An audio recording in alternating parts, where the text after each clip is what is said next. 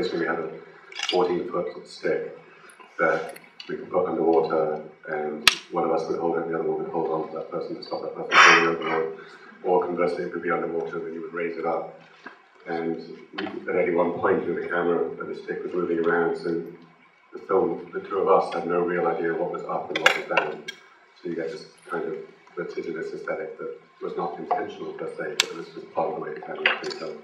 Most of the sounds that we hear, like most of the images, I would guess maybe 85% of the images were recorded on these mono, portable, kind of extreme sports cameras with these pathetic, really highly attenuated, really compromised microphones, which were further compromised by virtue of being encased, as Véréna said, in these waterproof plastic housings.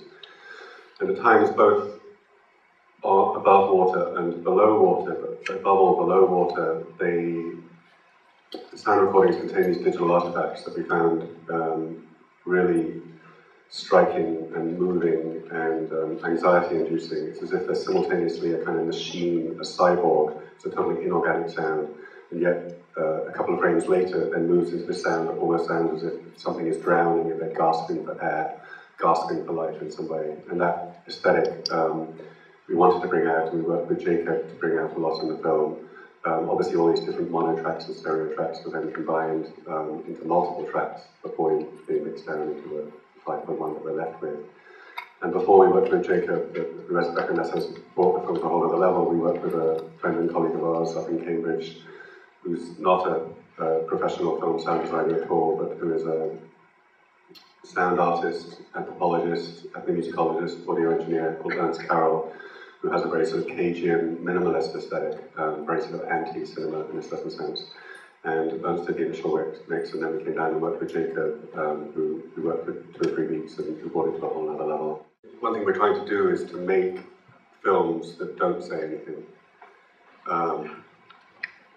Films, like anything that humans make, are always about something in some way.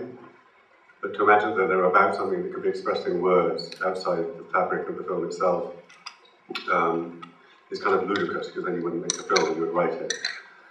But fiction films, in particular narrative films, are not reducible to a point or to making a statement about the world.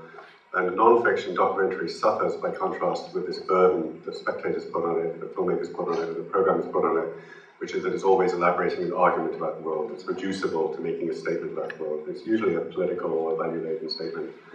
And to imagine that the whole swath, the whole domain of reality, of everything that is non-fiction, is divested of its plenitude, of its richness, of the whole experiential sensory qualities of actually being in the world, a lived experience itself, so that they can be reduced to meaning that can be encapsulated in language and prose.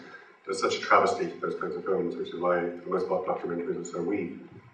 And in our earlier work, and perhaps particularly in this work, we definitely didn't want to make a film that was reducible to making a point, that wasn't reducible to a set of political propositions about, say, fishing or anything like that.